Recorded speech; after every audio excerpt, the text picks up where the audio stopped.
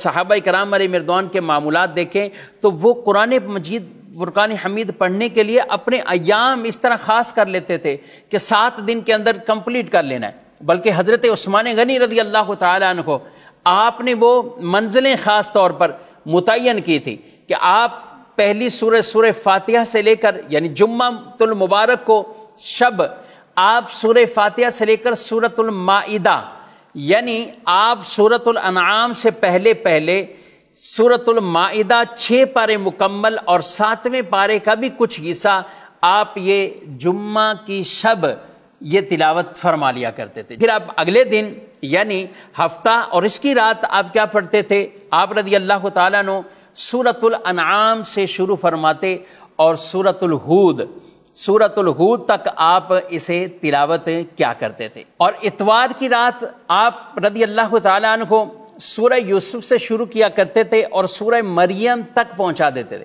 یہ آپ تلاوت فرمایا کرتے تھے۔ اور پھر آگے جب پیر کی رات آتی تو آپ سورۃ طٰہٰ سے آپ شروع فرماتے اور سورہ طاسین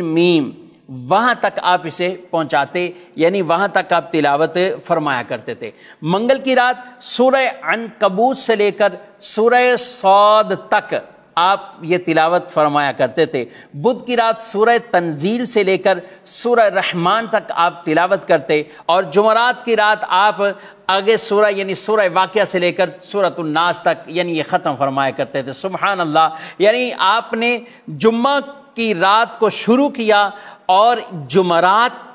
تک آپ نے یہ کمپلیٹ کر دیا۔ اب اگلا دن جمعہ ہے، پھر جمعہ کی رات سے نیا آغاز کرتے تو گویا کہ آپ 7 دن کے اندر قرآن مجید فرقان حمید کی تلاوت کو مکمل فرما لیا کرتے تھے۔ یہ حضرت عثمان غنی رضی اللہ تعالیٰ عنہ جو کہ جامع القرآن بھی ہے، قرآن سے ویسے ہی ان کو ایک ایسا لگن تھا، پیار تھا اور قرآن سے بڑا تعلق تھا، یہاں تک کہ آپ جب شہید بھی کیے گئے تو اس وقت بھی آپ کی گود مبارکہ میں قرآن مجید فرقان حمید تھا۔ آپ تلاوت کرتے ہوئے اسی حالت میں آپ کو ان بلوائیوں نے شہید کیا اور آپ اس وقت بھی قرآن پاک کی تلاوت فرما رہے تھے، یہاں تک کہ آپ کے جسم مبارک جو زخمی ہوا اس سے جو خون نکلا، اس خون کے کچھ چھینٹے بھی اس کلام پاک کے اس حصے پر وہ پڑے، یعنی آپ گویا کہ قرآن پڑھتے پڑھتے ہی آپ دنیا سے رخصت ہوئے اور مرتبہ شہادت آپ کو نصیب ہوا۔